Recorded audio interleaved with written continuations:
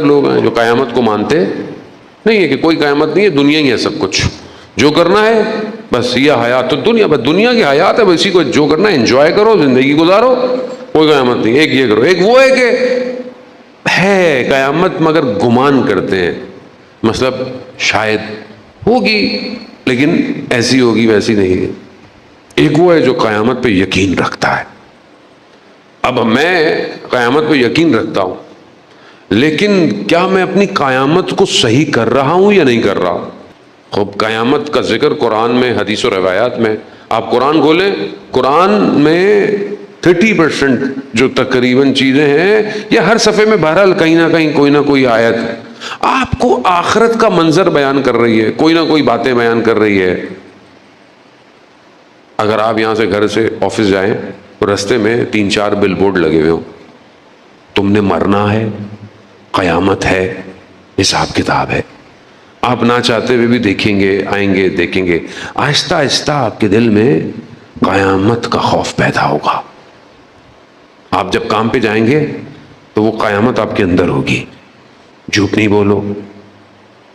جو آدمی اپنی قیامت کی اصلاح کرے گا وہ کیا ہے؟ جس کو پتا ہو کہ مرنا ہے اور حساب کتاب دینا ہے، تو کیا کرے گا؟ جھوٹ نہیں بولے گا، چوری نہیں کرے گا، رشوت نہیں لے گا، حق نہیں کھائے گا۔ دیکھو نا، آٹومیٹک سسٹم صحیح ہونا شروع ہو جائے گا۔ اثرات معاد مرتب کرتی ہے۔ یہ گفتگو ہمارے ہاں بالکل آف ہے، شارٹ ہے۔ قیامت کی معاد جہاں 50,000 سال کھڑے ہونا ہے، ہر ایک مقام 50 مقام پہ، ہر مقام پہ 1000 سال کھڑے ہوں گے آپ۔ یہاں تھوڑی دیر کھڑا ہونا پڑ جائے آدمی کو کتنی تکلیف ہوتی ہے، اور وہاں تو کوئی بجلی بھی نہیں ہے، روشنی بھی نہیں ہے، یو پی ایس بھی نہیں چلے گا، وہاں کچھ نہیں ہے، جنریٹر وینریٹر کچھ نہیں ہے وہاں۔ یوم حسرت ہے، وہ حسرت کھائیں گے لوگ۔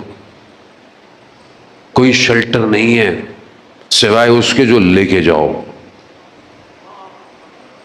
اس کی کوئی فکر نہیں ہے، اس کی نکل جائیں گے مولانا، نکل جائیں گے۔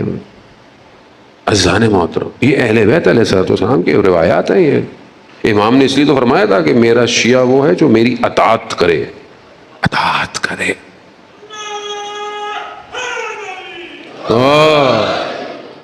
پہلی چیز یہی ہے کہ معاد انسان کو رشد دیتی ہے، انسان کی زندگی آٹومیٹکلی صحیح ہونا شروع ہو جاتی ہے۔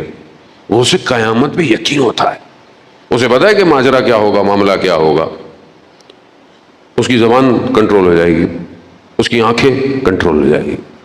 اب یہ فرق ہے کسی چیز کے علم ہونے میں اور کسی چیز کے یقین ہونے میں۔ علم سب کے پاس ہے، علم سب کو پتا ہے۔ سائنس بھی کہتی ہے ایک ٹائم آئے گا دنیا کولیپس ہو جائے گی، سائنس بھی کہتی ہے آئیں گی چیزیں گریں گی، دنیا ختم ہو جائے گی، سورج آہستہ آہستہ آ رہا ہے، سائنس بھی کہہ رہی ہے، علم ہے، لوگوں کو علم ہے، لیکن یقین اور پھر عین الیقین، حق الیقین ان کو ہوتا ہے کہ جن کے سامنے کائنات کھلی ہوئی کتاب ہو۔ مولا متقیان اپنی مناجات میں کیا فرما رہے ہیں، ہماری توجہ نہیں ہے اصل میں۔ امام اپنی مناجات میں کیا کہہ رہے ہیں؟ اللہم انی اسألک یوم لا ینفع، پروردگار میں تجھ سے سوال کرتا ہوں اس دن کا جس دن کوئی چیز فائدہ، امام فرما رہے ہیں، یعنی اس ماجرے کو، اس کینوس کو لفظوں میں آپ کے سامنے لے کر آ رہے ہیں، رنگ بھر رہے ہیں امام۔ مناجات امیر المومنین آخرت کو رنگ بھر رہی ہے، رنگ۔ کوئی چیز فائدہ نہیں دے گی، امام کہتے ہیں، سوائے اس کے جو قلب سلیم لے کر آئے گا۔ امام جب یہ کہہ رہے ہیں، مگر ہمیں کیا پتا، امام نے پتہ نہیں کیا کیا کہا ہے، ہمیں اس سے کیا، ہم نے کبھی پڑھا ہی نہیں امام نے کیا کہا ہے۔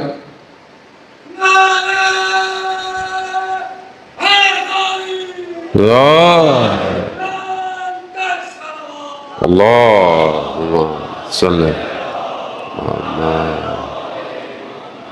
امام خود گزر رہے ہیں، آپ نے جو بلاغہ اٹھائے ہیں، آپ امام اپنے اصحاب کے ساتھ گزر رہے ہیں، امام نے کہا یہ دیکھو یہ ان کی حالات، یہ جو قبرستان ہے ان سے امام گزرے ہیں، رسول خدا اپنے اصحابیوں کے ساتھ گزرے ہیں۔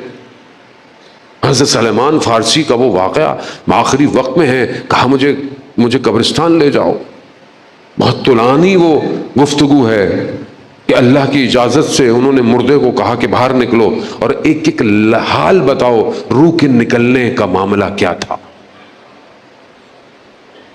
ہم نے کبھی پڑھا ہی نہیں، ہمیں کیا اس سے، ہمیں پتہ ہی نہیں ہمیں جانا بھی ہے کہ نہیں جانا.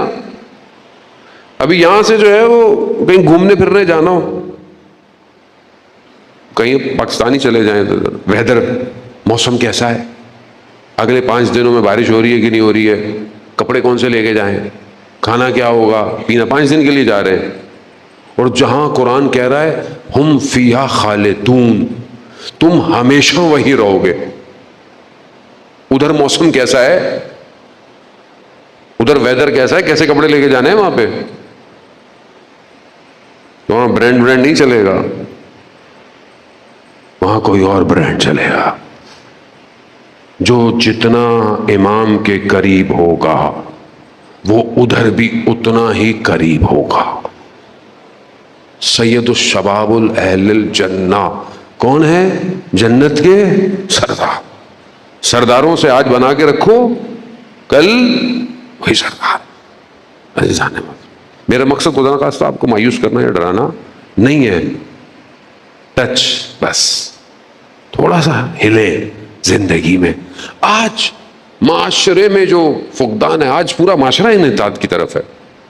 آپ دیکھیں حالات، دیکھیں ڈائیورس ریشو، دیکھیں رویے، دیکھیں گھروں کے. مجھے کسی نے بولا کہ مولانا صاحب وہ مجلس میں پڑھیں آپ، میں بھول جاتا ہوں. مجھے کیا اپنے یاد اتنا نہیں رہتا ہے کہ کیا پڑھنا ہے کیا نہیں پڑھنا. کہ وہ ہماری والدہ نے جو ہے وہ ایک بہن کو بھی ڈائیورس کلا دی، دوسری کو بھی ڈلا دی، تیسری کو. خدا کے لیے ان کو سمجھائیں. مجلس سے پڑھتی ہیں، زیارت پہ جاتی ہیں، کیا مسئلہ ہے؟ خوف نہیں ہے قیامت کا، حساب کتاب ہوگا. دنیا ہمارے لیے مقصد بن گیا ہے، اور جب دنیا مقصد ہو تو بس پھر کیا ہے؟ لقمہ، لذت یہاں تک ہے، زبان تک، لذت ختم ہے. اس لیے امام حسین علیہ السلام نے ارشاد فرمایا،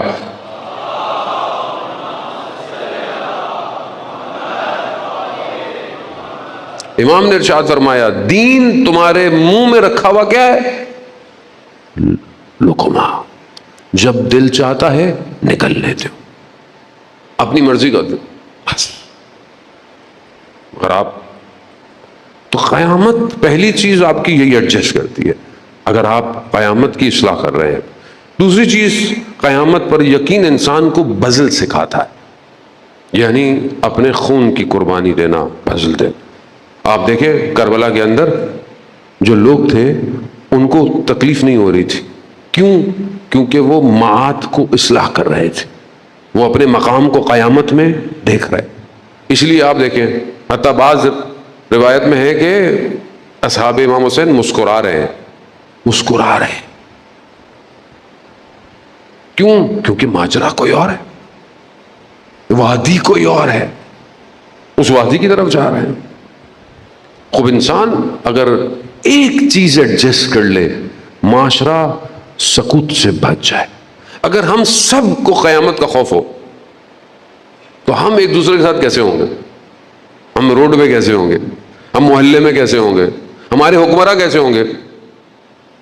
ہمارا تو خواب ہی ہے کہ یہ اچھے ہوں، ویسے پتہ نہیں کیا ہوگا، لیکن وہاں ان کے ساتھ اچھا ہوگا نہیں. ویسے اس خوش فہمی میں نہ رہے کہ وہاں اچھا ہو جائے گا ان کے ساتھ. نہیں، اللہ جب کوئی ذمہ داری دیتا ہے کاندھوں پہ، ایک شخص ہے نا، ایک شخص ہے جو چھپ کے گناہ کرتا ہے، اس کا گناہ کسی کے اوپر اثر مرتب نہیں کرا، اس کے اوپر گناہ ہے، اس کا حساب کتاب.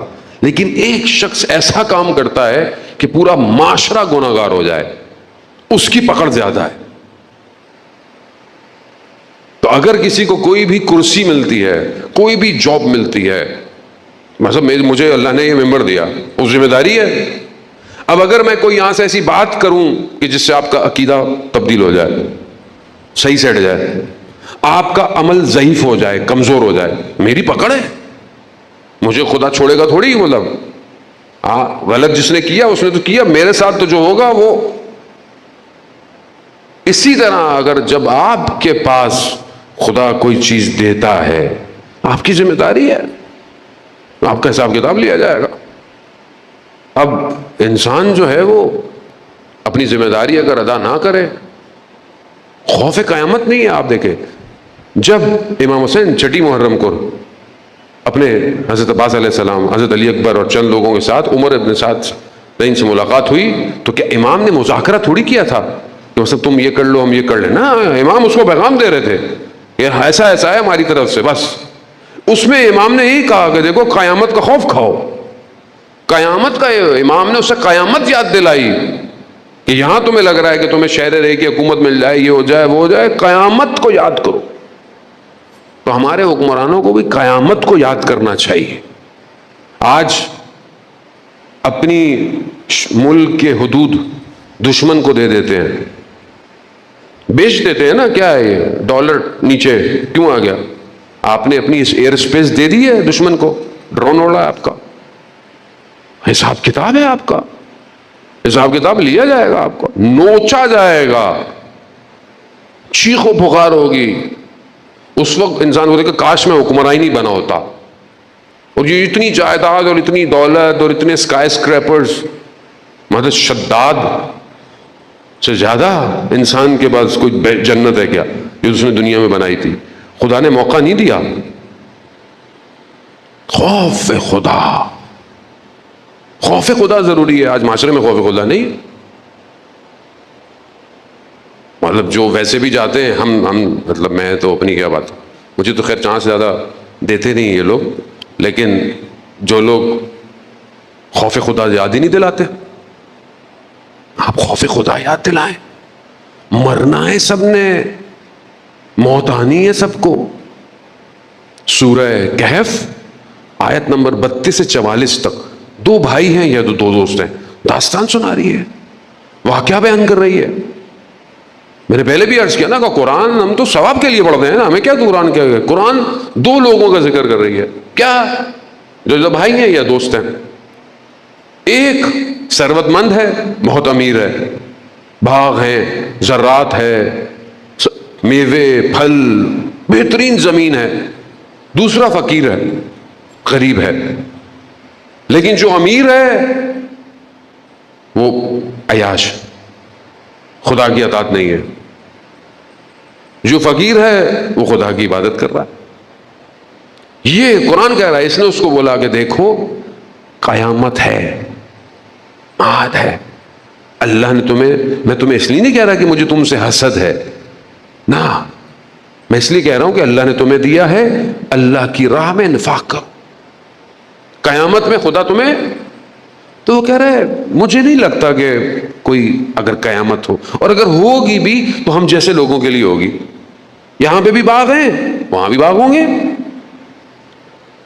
اب یہ سمجھتے ہیں جو یہاں پہ ابھی حکومت ہے وہاں پہ بھی یہ حکومت کریں گے, وہاں پہ بھی رات کو عدالتیں کھلیں گی اور سب معاملہ ہوتا. وہاں عدالت رات کو نہیں کھلے گی, وہاں رات ہی نہیں ہے.